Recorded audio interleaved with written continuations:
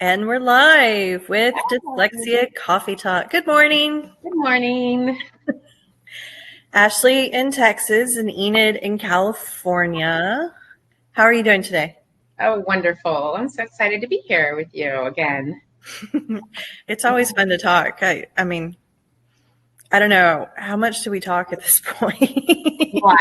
Every day. I know. It's truly remarkable that we started out as colleagues and two people that really respected each other, and we have become truly dear friends. Yes. One that I count on to just be able to I can talk to you without worrying that you maybe don't understand me. So that's anything I know that you're going to understand, and I don't have to ever explain. And that is, to me, is priceless. And so I really wanted to say one thing really quickly, that you reminded me this week that I needed to remember self-care. And so, as only a really good best girlfriend will do, like, hello, you need to remember yourself and self-care. And so I think I just wanted to throw that out there to everybody today too, is to not forget to take care of yourself and put yourself first, and really nurture yourself so that you can help others and nurture other people. And what's so funny about me telling you to engage in self-care is I am terrible at it for myself. I know. So it's something that I definitely need to engage in. And it's really funny that I wrote my blog post earlier this week on self-care, but it's, when you sort of hit your own personal wall and recognize that you needed self-care, the timing of it was just so powerful to me, because you weren't the only friend in my life that all of a sudden was slamming into a wall of just exhaustion. Mm-hmm. And it was, I don't know, it just kind of seemed to be the universe sort of screaming out that, it's time to take a little reminder. The first grading period is over. Yeah. Everybody's stress levels are really, really high as these ARD meetings are kicking in, as, the parents, the comments, the communication, everything, really kind of starts amping up in our world. And Christmas is around the corner. So then you get the family stress added into it too. It's just, and then with work, you've got the end of the calendar year is approaching. So all of your work goals, are you on track for? I mean, it's like everything's sort of being bombarded right now at the same time. And it was funny to me just how many of my friends all of a sudden were slamming into a wall. Like I said, I had one friend in my car crying, saying she doesn't even know who she is anymore. We have another friend who, just kind of threw her arms up earlier this week and said, I need to back off and focus on me and my family, and totally get that. Because I think that it's so hard sometimes to even be able to recognize that we need to step back, and, and we all need reminders for self-care. And I think men sometimes need more reminders than women, even because they don't have the girlfriends saying, hey, you need self-care. So I think we just need to all remember that, and to remind each other that, really, because it's been wonderful. I had 3 hours in the salon with Lisa Williams here in Chico, people. That she is just, it was the best self-care somebody could have. So yes, I really am very grateful for that. So we want to move on to assistive technology, but I really just think it's important that we talk about that too real quick. Definitely. And I'm probably, once we're done today, I'm probably going to go schedule a massage for myself as my treat to myself. So, Yeah. Get involved with the self-care. I know. You can't just remind me and then not do it for yourself. I know, right? So we wanted to talk about assistive technology today, because it came up in my own advocacy for my own son. And as Enid and I started talking about that in relation to how it's going to impact my son, we started to really have a dialogue about how kind of it needs to be more of a dialogue than it is. A lot of people in the community understand, excuse me, what assistive technology is and that it is needed, but that's not the whole part of the equation. And that's a lot of what we need a lot more dialogue going on about in relation to assistive technology. So with my son in particular, he has essentially slammed into wall number 2. in his dyslexia journey.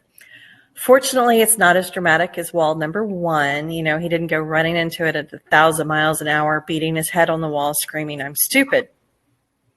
But how it's manifested itself is that this is a child who has actually, ironically, always loved school, and now he no longer likes school. The ramp up in the content happened a year earlier than we thought that it would, and so he is really struggling keeping up with his peers because of his dyslexia, but profoundly because of his dysgraphia. The writing content is where he's significantly slammed into this wall. Yeah. So verbally, he can meet the rubrics that the school has designed, but when he has to turn around and write it, he's not generating the output that he is expected to be able to generate. But then again, really quickly on just that, because we're going to go way in depth into how to determine what each child needs. But one thing I want to say about that one scenario is you have these extremely bright children who can say and think of things that are brilliant. I had a student the other day, a very, very brilliant young man that I talked to, and he says, I can create games in my head, but I can't explain it or describe it on paper. So he said it so eloquently, and that's so many of our children, whether it's a game in their head or it's, you know, an idea or a story. And so one of the things I really want to bring up right now is the districts will love to use what we call low tech, and they'll give a graphic organizer that a student can write on, right? Which think, okay, the student struggles with writing, so let's give them a graphic organizer, a low tech one that they can write on. That makes a lot of sense. So instead, there's really great graphic organizer programs out there. One being Inspiration, there's the Novelist, that helps these kids organize these thoughts.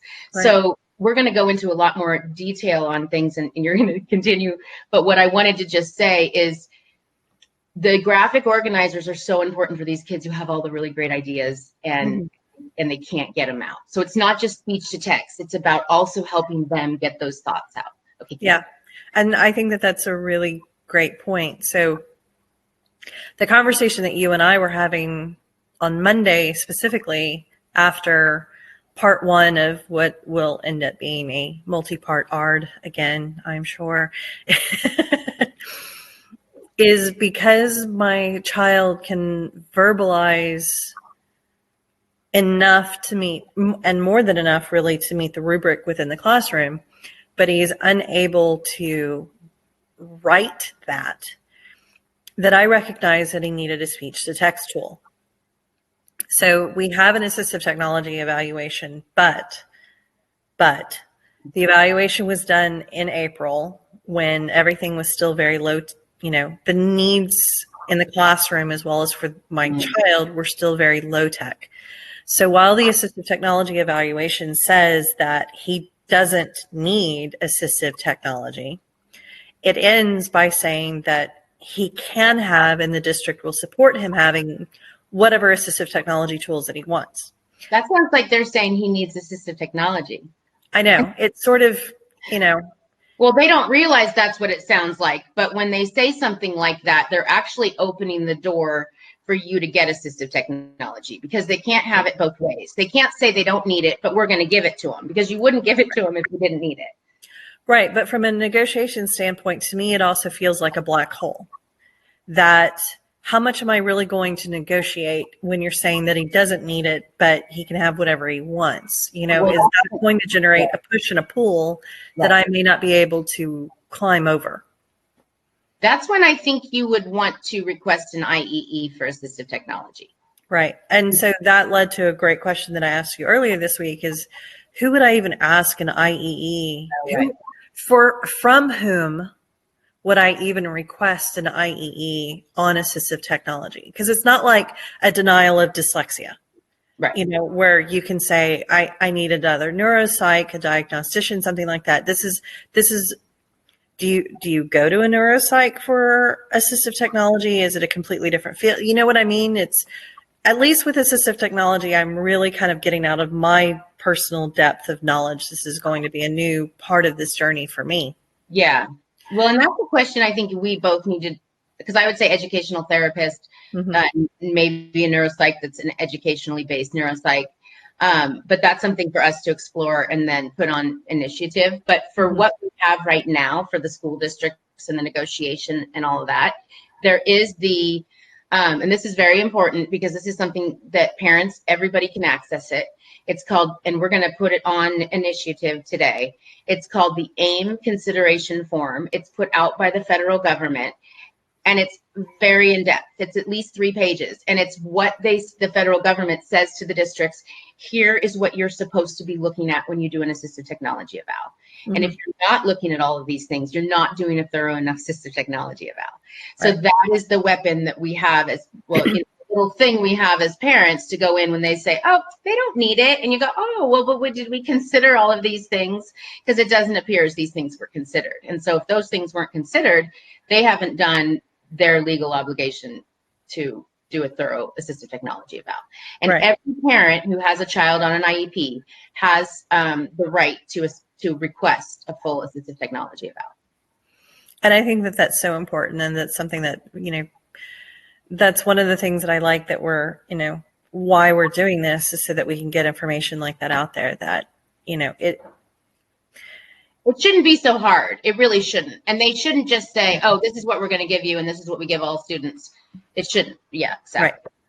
But it, you know, it kind of goes to a point with the meme that we created earlier today from something that you had said that we thought was really powerful, which is assistive technology is about assisting the struggle, not replacing the mastery of skills.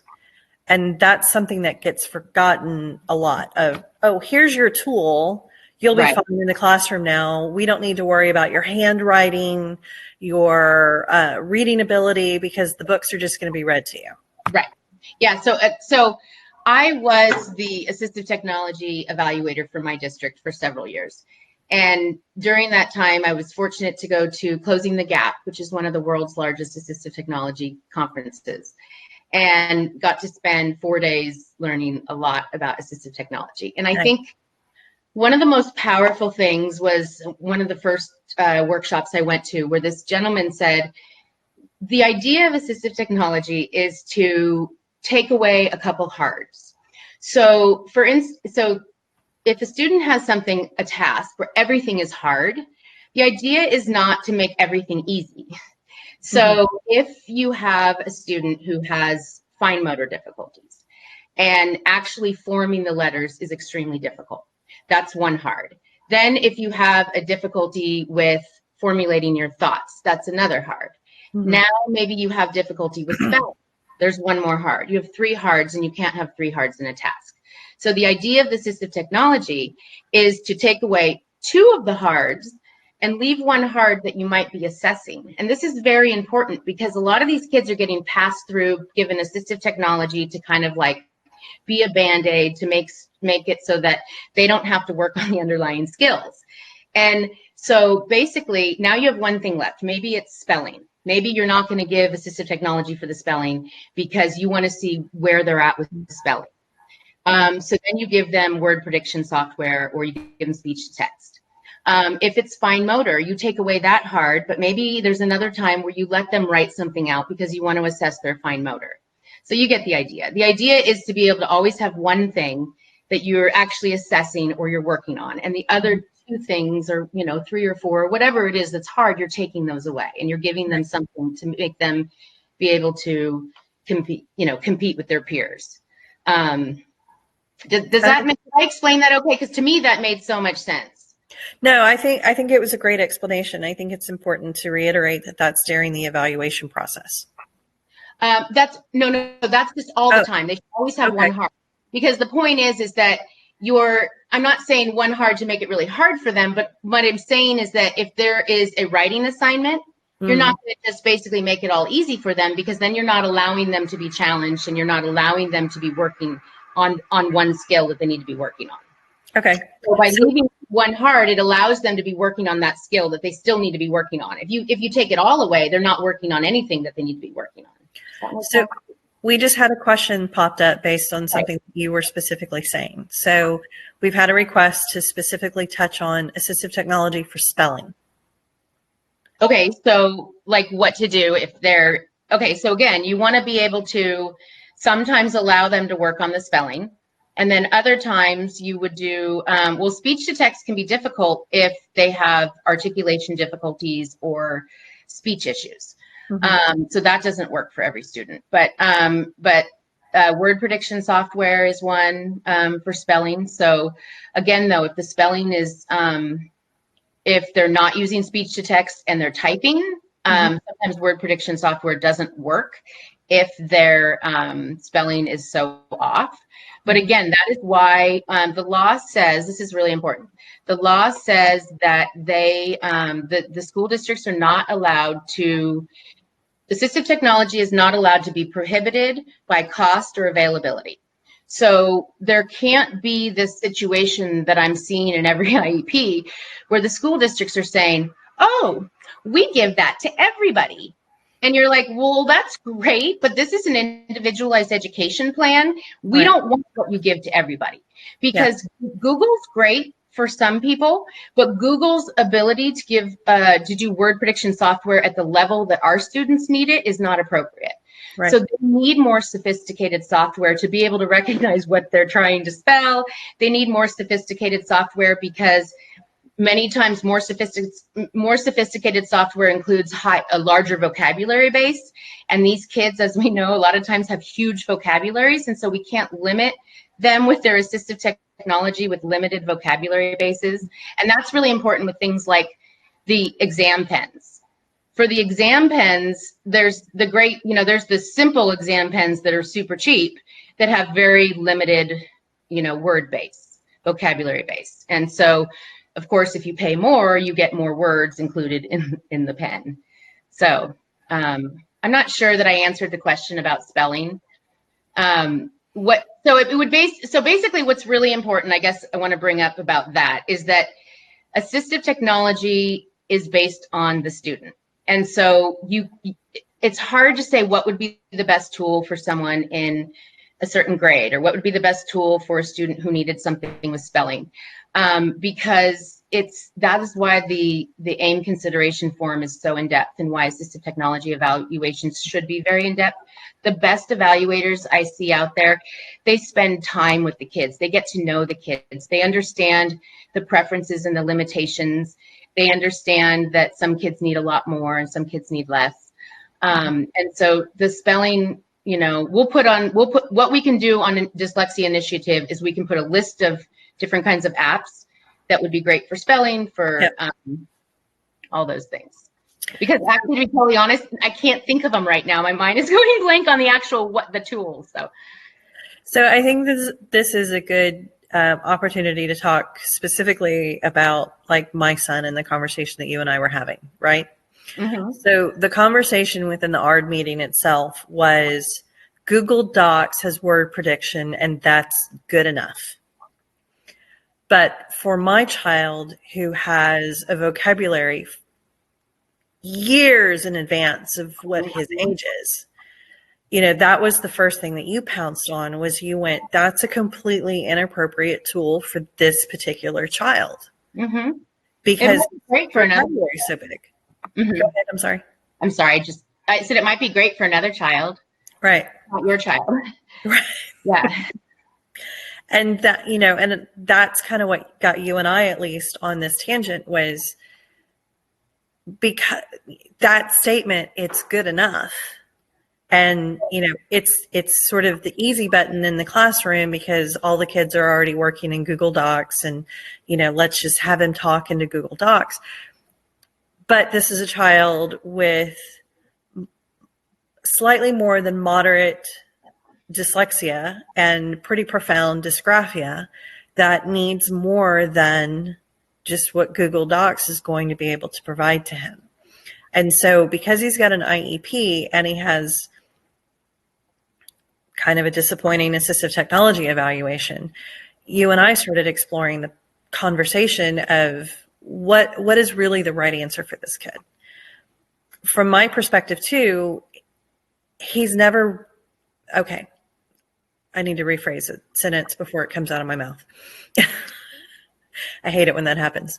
So he's had 3 years of remediation. He's done Lindenwood Bell. Because we live in Houston, he does the NIHOUSE program. He's now in the what's called book 3, which is the last book of this initial NIHOUSE program that he's in.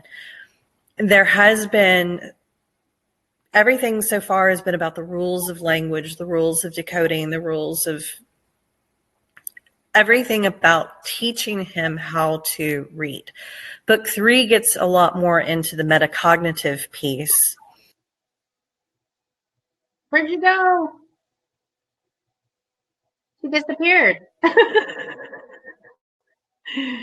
Oh no.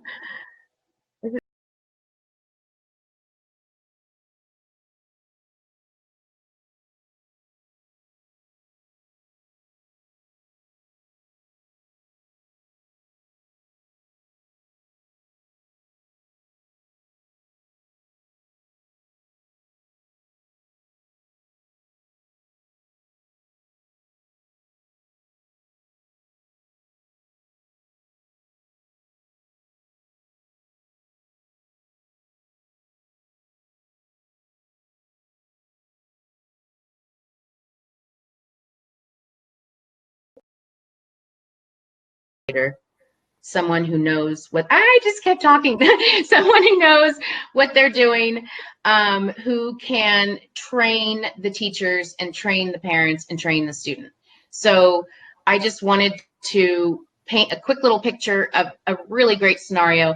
I was in an IEP with a family. We've been working with this district, and one of the bright lights in this whole process that we were in was our assistive technology evaluator. She was such an amazing professional and so qualified to do the evaluation. She spent a lot of time with the student. She got to know the student. She knew exactly what his preferences were, and preferences is the most important part, because I don't like speech to text because I talk fast and I think faster than I can speak. And so things come out jumbled and it doesn't work for me. So other people I know who have my same challenges love speech to text. It's a lifesaver for them, but it's a preference thing.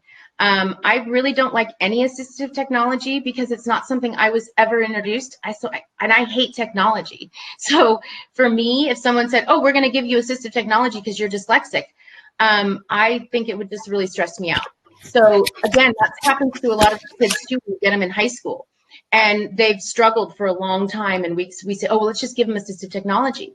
They don't want to look different. They don't like it. They're not used to it. So it's really important that we start giving these kids this assistive technology when they're in, as soon as we can, as soon as we can start to take away some of their hards, so that they don't feel so anxious about things, but they still get to try and work and be challenged and do the things they need to do. So, and I think it's important because in a lot of meetings, in a lot of sorry. Oh, I just really quickly, because I didn't, just so the assistive technology evaluator needs to be training the people. So I don't know if I said that. So it's all of the package of the assistive technology evaluator. It's not just special ed teachers or regular ed teachers or principals saying they need it or they don't need it. It's someone very specifically. So when the classroom teacher isn't getting properly trained and knowing how to use it and how to support the child in it, that is really a principal issue, because that's where you would go to your school principal and you would say, who do we need to go in the district and talk to make sure that they're making sure this is happening? And what I was saying ties very strongly to that, because a lot of the articles that I've read about assistive technology, specifically things like speech to text as a specific example, right? Mm-hmm. There's a learning curve for the person that's using it. Right. You can't just open the tool and have a conversation talk into it like you and I are having this conversation right now. You have to say, period, begin new paragraph. Oh, yeah. So you got to have punctuation too. Right. So you have, and there are great editing tools where, you can edit as well, but it's so important to understand that it's not just, oh, here's a tool, go forth and conquer. That's not it at all. And so a lot of students fail with it and don't end up using it. Same thing with the C-Pen. Those exam pens, those C-Pens, One really important thing I wanted to say about that is not to be in place of reading. That is not so the student doesn't have to read. The way I use it with my students is I have it so that they read as many words as they can, and when they get to a word they don't know, they have the C-Pen read it for them. Mm-hmm. So, but they need to be taught that. Otherwise, they don't know how to use it. They just kind of scan it. And so by allowing them to use it on the words they don't know, they're learning how to track. They're following along. They're hearing it and seeing it. So it can be a valuable tool that's not replacing the learning. Right. So I think a big part of why you and I wanted to have this conversation was just to help inform parents that as part of the IEP process, you can absolutely request an assistive technology evaluation. Mm-hmm. But what was really an important facet for me when you and I were talking about this earlier this week was you need to understand the specific needs of your child, regardless of what their age and grade is, and how best it's going to help your specific child.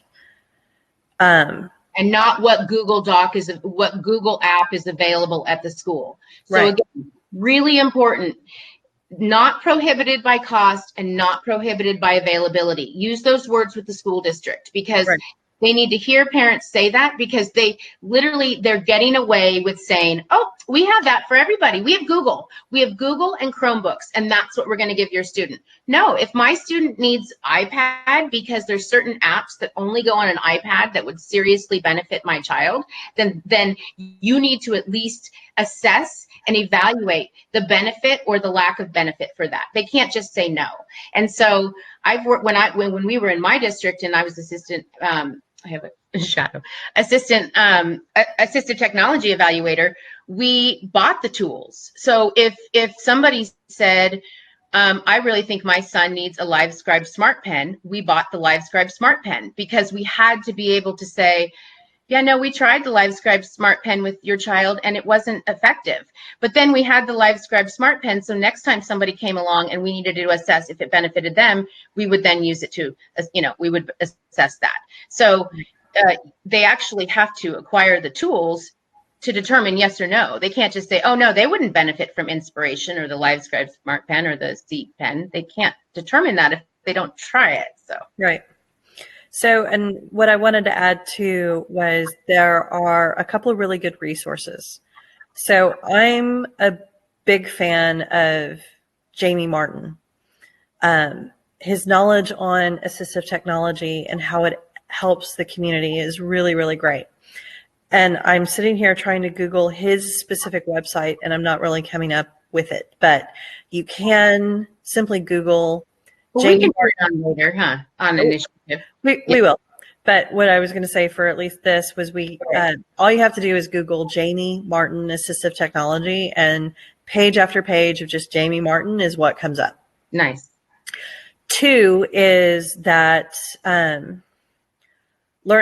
tools like Learning Ally, Bookshare, those are really great. I think pretty much every district in the country has. Can I say something about that? Yeah. None of my students like Bookshare. Not one. I've never met a kid who likes Bookshare. And they all like Learning Ally better because it has a more realistic voice.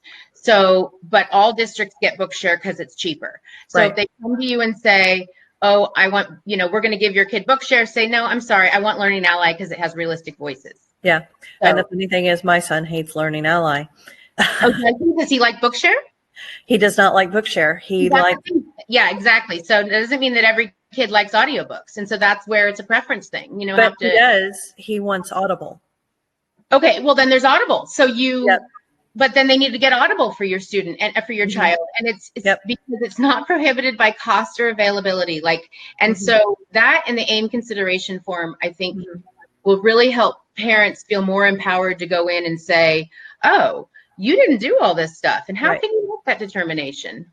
Right. So understood.org also has a lot of information on assistive technology, different apps, the breakdown of the apps, how, which apps sort of fit into which buckets. And what I mean by buckets is dyslexia, dysgraphia, dyscalculia. So don't be afraid to use those resources and we will list those as well. But it's about, I mean, this is a journey, and we're going to talk a lot more about it. I know in my blog, I'm going to talk a lot more about this while I go down this road. I mean, I'm going to learn about all of the tools, and until we find what's the best fit for my particular child, we're going to keep trying the tools. Because I want to have a voice too in what tool he gets at the end of the day. Mm-hmm. A great evaluation is going to figure that out, but I also really want to have an in-depth understanding of it myself, so that I know for certain that it's the best tool, so that as he and I have our, our mom-son talks and, really get down to the crux of what he's really feeling in his heart, that I have confidence that it's the right thing. Mm-hmm. Yeah. So I was going to say really quickly, there was one more question that we didn't, somebody had asked, what's the best assistive technology for a third grader? Yeah. I think and so one thing I was going to say really quickly, just on what you were saying, is that the only way to know the best one for anybody is to do a full eval. So if the district says, oh, they don't need that, or we're going to give them this, say, and what evaluation did you do to determine that? Right. So I think that, that's a good question, because I think a lot of people are just saying, nope, they don't need it. This is what they're getting. So, right. Yeah. And I know the particular parent that asked that question, I know what district she's in, and she happens to be in my district as well. So yeah, you have to request it in writing. And keep requesting it. And I had one district, actually a due process precedent setting case in Irvine, California. And we fought for assistive technology for 4 months. And then they finally gave it to us, which then they acknowledged that they should have given it to us 2 years before. And then it became part of the findings in the due process case. So you can't just let them say no. Right. You have to keep reminding them of, your legal right and what is actually, and that's why the AIM consideration form is so helpful, because it was put out by the federal government to say this is what needs to happen. So, Absolutely. And then one really quick thing, because it's one of my favorite tools. I know I'm going to do this every time. The LiveScribe Smart Pen, and the reason why, and people don't quite understand the use of it that I find so valuable. But when kids are taking notes and they're at the high school level, it's a simple little pen. It looks like a pen like anyone else has. Nobody's handing notes to this kid and making him read notes that somebody else wrote. He literally, or she, can put a dot, like an outline, and write as much of the notes as possible. But because the dot is there and they pressed record, it's also recording the notes. So they're allowed to be independent in writing their own notes, but what they miss, they can go back and listen to and fill in. Nice. So it's a perfect example of assistive technology allowing a student to compete with their peers, but still be independent. And it's expensive, so nobody wants to get it. But if you can get it for your high school student, it's life-changing. Nice. So with that, we are 4 minutes longer than we said we would do. No. We both did it. And hey, I lost my camera. So, oh my gosh. But thank you so much for joining us. And we will have more Dyslexia Coffee Talk. Please send me questions. It really helps. And I know sometimes I just ramble, but I hope that I said something that made sense. Definitely. Don't forget our website, thedyslexiainitiative.org, Facebook at Dyslexia Initiative. We're on Instagram, we're on Twitter, and we even have a YouTube channel. So we'll talk to you soon. Bye. Happy Saturday. Happy Saturday.